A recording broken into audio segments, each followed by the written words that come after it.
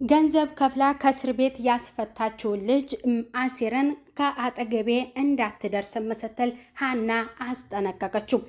አንቺም አባትሽም ፊታችሁን አዞራችሁብኝ ምን አድርጌ ነው በማለት ጠየቃት። ስልክ ስደውልልሽ ለምንድን ነው የማታነሹ በማለትም ሲጠይቃት መብቴ መሰለኝም ስትል ለሱ ነገረችው። ኤልያስ ወሎየው አዲስ አበባ የመጣሁት ሀናን ለማየት ነው። እሷ ደግሞ እኔን ማየት ካልፈለገች ለምን እዚህ ቆያለሁኝ በማለትም ወደ ደሴ ለመሄድ ወሰነ። ታረቀኝ እባክህ ተረጋጋ፣ ልጅቷ በጣም ጥሩና መልካም ልጅ ናት፣ አትቸኩልም በማለትም እየነግረዋል። ኖላዊ ምን ሆና ነው ልጄ? እባክህ የምታውቀው ነገር ካለ ታረቀኝ ንገረኝ። ልጄማ ደህና አይደለችም፣ አዳሯንም እንቅልፍ አይወስዳትም፣ ስልኳም እረፍት የለውም በማለትም ይናገራሉ። ፍቅር ለሀና እደውላ ወንድሜ ገንዘብ ወዳድ አይደለም ከአባቴ ጋር እንደዚህ ጸብ የፈጠረውና እስር ቤት እስከ መግባት እየደረሰው ለአባትሽ ለሕክምና ለወጪ ፈልጎ ነው በማለትም ተነግራታለች። ወይኔ ምን አቸኮለኝ በማለትም ሀንዬ በጣም ትናደዳለች። ሰላም ጤና ይስጥልኝ ውድ የተከበራችሁ የዚህ ዩቲዩብ ቻናል ተከታይ የሆናችሁ ቤተሰብ በሙሉ በያላችሁበት ሰላማችሁ ብዝት ትርፍርፍ ይበል። ኖላዊ ድራማ ክፍል 29 በዛሬው ክፍል ላይ እንግዲህ ኤልያስ ወደ ደሴ መሄድ አለብኝ፣ ሀንዬ እሷኔን ማየትም አትፈልግም በማለትም በጣም ተበሳጭቶ ታረቀኝ እዚህ ጋር ተረጋጋ፣ ቸኩለህ ለመሄድ አትወስን እያለው ይነግረዋል። ስልክ ስደውልልሽ ለምንድን ነው የማታነሹ በማለት ለሀንዬ ደግሞ መናሴ ይነግራታል። መብቴ መሰለኝም በማለትም እንዲሁም ሁለተኛ አጠገቤ እንዳትደርስ በማለት ታስጠነቅቋለች። ምንድን አድርጌሽ ነው አንቺም አባትሽም ፊታችሁን ያዞራችሁብኝ? እኔ መልካምና ጥሩ ሰው ብሆን ትወዱኝ ነበር፣ እንደኔ አይነቱን ማን ይወዳልም በማለት ለሀንዬ መልስላታ። አንተ አባቴን እንዳባትህ ያየሃቸው ለካ ኤልያስ ብር ስለሚልክልህ ነበረ፣ አዘንኩብህ በማለትም ትነግረዋለች። አዎድ ብሎ እሱም ይመልስላታል። ጭራሽ አዎ ትለኛለህ በማለትም ትነግረዋለች። ሁለተኛ አጠገቤ እንዳትደርስ በማለት ታስጠነቀቀውና ትሄዳለች። እሱም እሺ አልመጣም፣ አይንሽንም እሺ አላይም በማለትም በጣም ይናደዳል። ወደ ደሴ ለመሄድ ያለው ልጅ እየተጣደፈ ታረቀኝ ደግሞ እየመከረው ነበረ። ኧረ እባክህ ረጋ በል ቸኩለህ አትወስን እያለው ለሱ እየመከረው ነበር። እባክህ አልፈልግም፣ እሷ እኔን ማየት ካልፈለገች እኔ አዲስ አበባ አልመለስባትም ያልኳት ሀገር ለምን እቆያለሁኝ በማለትም ይነግሯል። ሀንዬ ስልክ ልታረቀኝ ትደውላለች። ኧረ ተው እባክህ እያለው እየመከረው ምንድን ነው በማለት ትጠይቀዋለች። ወደ ደሴ እኮ ሊሄድ ነው ኤልያስ በማለት ይነግራታል። እንዴት በማለትም አገናኘኝ በማለትም እሱን ታናግረዋለች። አንድ ቀን እንኳን በቅጡ ሳናወራ እንዴት ነው ከደሴ ድረስ አዲስ አበባ መጥተህ የምትሄደው በማለትም እና እንዳትሄድ እመጣለሁ በማለት ተነግረዋለች። እሱም ደስ ይለዋል። ሄሎ እሲል ስልኩን ዘግተዋለች። ኪችን ምግብ እየሰራች ነበር። ሰላምዬ ወደ ኪችን ገብታ ምን እየሰራች ነው? እንዲሁም ደግሞ ሰሞኑን ትክክል አይደለሽም፣ የተፈጠረ ችግር አለ ወይ?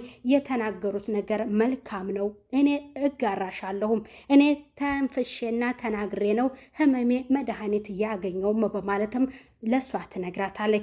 ምን መሰለሽ ከደሴ የመጣ ሰው ነበረ፣ አንድ ሆስፒታል ነበረ የምንሰራው፣ እሱን አግኝቸውና እሱ ደግሞ ሲያይኝ በጣም እየተነጫነጨ ነው በማለትም ትነግራታለች። እሺ የፍቅር ግንኙነት አላችሁ እንዴ በማለትም ትነግራታለች። አረ እንደሱ አይነት የለም በማለትም አሁንም ለሰላም ትመልስላታለች። ይሄ የወንዶች ባህሪም ነው ስትል ደግሞ ሰላም ትነግራታለች።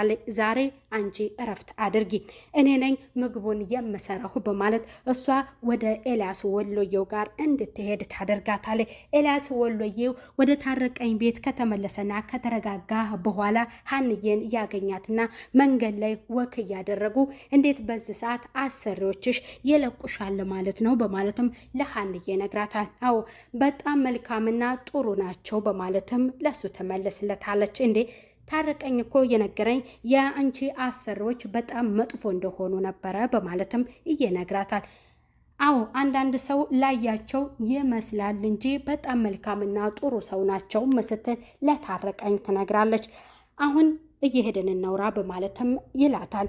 እሺ አሁን ይህን ተውና ስለ ራሳችን ለምን አናወራም በማለትም እሷ ትጠይቀዋለች። አዲስ አበባ እንዴት ናት በማለትም ትጠይቀዋለች። አዲስ አበባ እንኳን ህመምተኛ ይዞ እንዲሁም በጣም ይከብዳልም በማለትም ደግሞ እየመለስላታል። እሷም እንግዲህ ከደሴ መታ አዲስ አበባ እንዴት እየከበዳትም እንደሆነ ተነግረዋለች። አሁን ፋዘርሽ እንዴት ናቸውም በማለትም እየነግራታል። ጥሩም ነው በማለትም ተነግረዋለች። በጣም ደስተኛ ሆናለች። ምክንያቱም ይሄ ልጅ የፍቅር ጥያቄ ያቀረበላት የአገሯ ልጅ ነው። እሷ ደግሞ አባቷን እያስታመመች ስለሆነ ያንን የእሱን ጥያቄ አልተቀበለችውም። እንዲሁም ደግሞ እንደ ወንድሜ ነው የማይ በማለት አዲስ አበባ ሄዶ ግን እሷን ሲያገኛትና እቅፍ አድርጎ ሲስማት በማውቀው ሰው እንደዚህ ከአቀፍኩት ቆይቻለሁም በማለት እንባ አውጥታ አልቅሳ ነበር። ምን ሆነሽ ነው እንደዚህ የከፋሽም በማለት እሱ ነግሯት ነበር በባለፈው ክፍል ላይ። ኖላዊ ወደ ታረቀኝ ቢሮ ሄደው ልጄማ የሆነ ነገር ሆናለች፣ ታረቀኝ የምታውቀው ነገር ካለ እባክህ ንገረኝ፣ አዳሯን እንቅልፍ ማትተኛ ስልኳም ረፍት የለውም፣ ምንድን ነው የሆነ ነገርማ አለ፣ ደብቀህ ነው እንጂ ልጄማ ችግር ገጥሟታል በማለትም ይናገራሉ። እኔ የተፈጠረ ነገር ካለ ለምን እኔ አልነግሮትም? እዚህ ቢሮ ድረስ መመላለስ ለምን አትተውም? ችግር ካለ መልእክት ብትልኩብኝ እኔ ቤት ድረስ አልመጣም ነበረ በማለትም ታረቀኝ ነግሯቸዋል። የሆነ ችግር ከተፈጠረ ከኔ አያመልጥም እነግሮት ነበረ እና ደህና ናትም ያለውን ነገር አጣርቼ እነግሮታለሁም በማለትም ይናገራል። አሲር ደግሞ መንገድ ላይ ተቀምጦ በጣም ተናዶ አይንህን ማየት አልፈልግም ስላለችው ለእህቱ ይደውልና ትላንትና የተናገርኩሽን ይቅርታ በማለት ይነግራታል። ምክንያቱም የዛ ሰውዬ ሊሆነሽ ከአንቺ መልካምና ጥሩ ነገር አልጠብቅም፣ አይንሽን ማየት አልፈልግም በማለት አስጠንቅቋት ነበር። አረ እኔ አልተቀየምኩም ስትልም እሷ መልሳለታለች። ወደ እሱ ጋር እንድትመጣ ለሱ እነግረዋለች። መንገድ ላይ ወደ ትምህርት ቤት እየሄደ እያለ ደግሞ ወንድሟን እያገኘውና እኔን ስታይ መሸማቀቅህን አቅተው በማለትም ለአሲር ይነግረዋል። ምክንያቱም እስር ቤት እንደነበረ ምናሴም ሊጠይቀው እንደሄደ ስልክ የሰረቀውን አስታውሶ ደንግጦ ነበረ። ያንን የወሰድከው ስልክ ምንም የእናቴ ቢሆንም ምንም ችግር የለም አትሳቀቅ በማለትም ሲነግረው ያራዳ ልጅ ከነቃህማ በማለትም አሲር ደግሞ ደስ ይለዋል። እሱም ወደ ትምህርት ቤቱ እየሄዳ እህቱ እቤት ተቀምጣ እናቷም የለችምና እሱም እቤት መጥቶ እናቴም የታለች በማለት እናቱን ሲጠይቅ እናቴ የለችም በማለት ትነግረዋለች። እሺ አንቺ ሸኝኝ በማለት ይናገራል። እኔ ልሸኝህ እንዴ ስትለው እኔ የምፈልገው ግን እናቴ ብትሸኘኝ ነበረ በመኪና በማለትም ለእህቱ ይናገራል። ፈተና አለብኝ በማለት ይነግራታል። እባክህ ሰዓቱም ስለሄደ እረፍት አድርግ አትሄድ በማለትም ተናግረዋለች። ኧረ ዛሬ እኮ ፈተና አለብኝ አልቀርም ሲል ለእሷ እይነግራታል። ኖላዊ በሀሳብ እየተብሰለሰሉ መንገድ ላይ ከኋላ ድንገት አሲር ካጠገባቸው ይመጣል። አሁንም ምን ልትለኝ ነው የመጣኸው በማለት እና ይቅርታ ልትጠይቀኝ ነው ወይ የመጣኸው በማለት እሳቸው ይነግሩታል።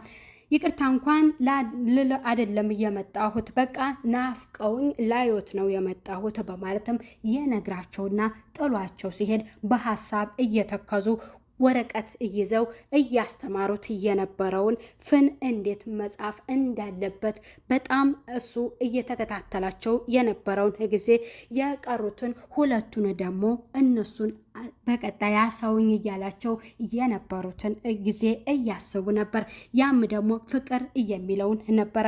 እንዴት ከዛ ሁሉ ይህንን አንተ መረጥህና አተኮርክበት በማለት የነበረውን ጊዜ እባክህ ያች ልጅ ቀረች ምን ሆና ነውም እያሉት ሀንዬን የጠበቁበትም ጊዜ እያስታወሱ ነበር። እሱም በጣም በሀሳብ ትክዝ ብሎ መንገድ ላይ አሁንም እንደተቀመጠ እህቱ ትመጣለች። የተፈጠረውን ነገር አንተ ገንዘብ ወዳድነ ከሀንዬ ጋር ተጣላሁኝ እኮ ገንዘብ ትወዳለህ ብላ አለችኝ በማለትም ለእህቱ ይነግራታል።